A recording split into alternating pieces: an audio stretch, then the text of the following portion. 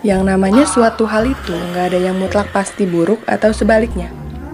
Semuanya itu tergantung pendapat dan keadaan masing-masing orang, or you could say bias. Karena yang namanya pendapat atau preferensi itu yang membuat suatu hal punya dua sisi yang berbeda, yaitu buruk dan baik.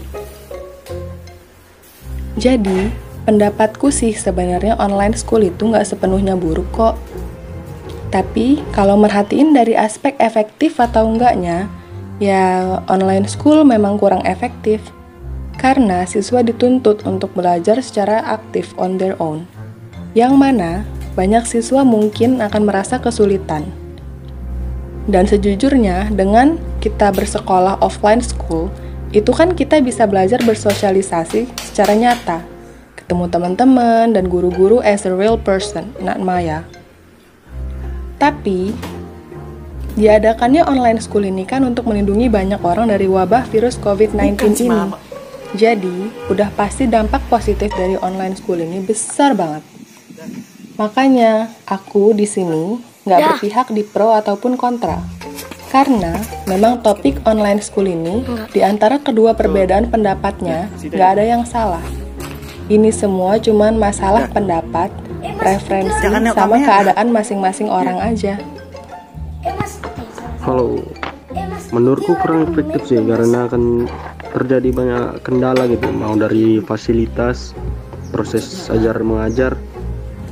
Nggak semua siswa punya fasilitas yang memadai gitu, kayak handphone, dan mungkin juga jaringan di daerahnya ada yang masih daerah terpencil gitu kan, makanya jaringannya masih kadang hilang, timbul gitu. Samping itu juga masih proses ajar mengajar masih kena dampaknya kan, gara-gara jaringan yang hilang timbul. Apa yang dijelasin sama pemateri itu nggak jelas gitu, dan guru juga kurang bisa jadinya untuk memantau progres siswa, udah sampai mana pelajarannya, udah bagaimana gitu kan. Semua jadi sulit gitu. Beda kalau itu lakukan secara offline, tatap muka. Tapi ya mungkin karena masih pandemi ya, jalan terbaik ya masih itu sih.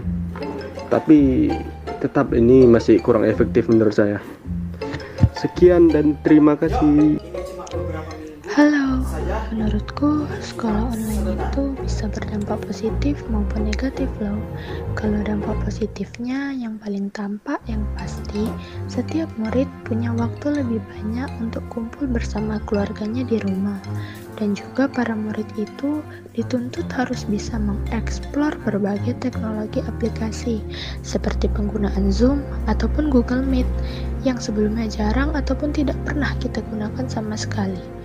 Kalau berbicara tentang dampak negatifnya ya, lumayan banyak juga dan pasti kalian mengalaminya. Mulai dari kesulitan memahami materi yang disampaikan guru, tidak adanya kuota internet ataupun jaringan yang memadai, diri kita jadi introvert dan kurangnya bersosialisasi bersama teman-teman, penurunan semangat belajar kita, dan masalah terbesar yang kualami ketika sekolah online adalah malasnya membuat tugas video. Aku yakin sebagian dari kalian juga pasti paling males bukan? Kalau ada tugas dari guru disuruh buat video terus diupload ke sosmed kalian masing-masing. Mungkin segitu doang pendapat dariku tentang sekolah online ini. Kurang dan lebihnya pasti kalian ngerasain sendiri gimana dampaknya bagi diri kalian masing-masing. Harapanku semoga pandemi ini segera berakhir dan sekolah bisa dilakukan secara tatap muka lagi. Bicara tentang baik atau buruknya sekolah online, dari buruknya aja lah dulu ya. Dari yang aku alamin sih, sekolah online itu menurutku tuh nggak enak. Kita nggak bisa jumpa kawan, kita nggak bisa belajar, ada ya, tentang materi yang diajarkan guru gitu. Soalnya kan dari yang aku alamin itu sekolah online itu cuman dikasih tugas, disuruh kerjakan, habis itu kumpul. Jadi ya kita cuma ngerjain tugas saja gitu, terus tuh nggak ada kegiatan, nggak ada ke sekolah, nggak ada ngapa-ngapain. Takutnya ya kedepannya kita bakal jadi generasi yang hilang gitu. Untuk bicara baiknya, sekolah online memang ya anak-anak bisa mendapatkan apa ya, lebih banyak waktu untuk belajar di rumah gitu,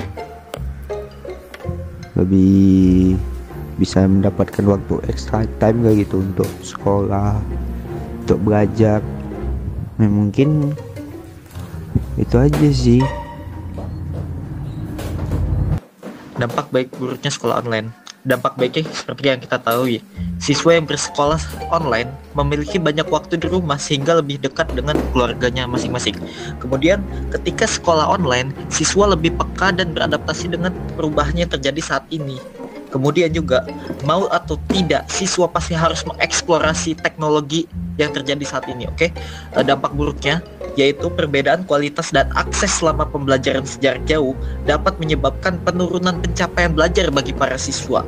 Kemudian juga, keterbatasan gawai dan kuota internet sebagai fasilitas penunjang belajar daring itu terasa sangat memberatkan bagi para siswa. Serta, dampak sekolah online ini tentu saja siswa menjadi kurang bersosialisasi terhadap teman sebayanya ataupun gurunya. Semikian dari pendapat saya.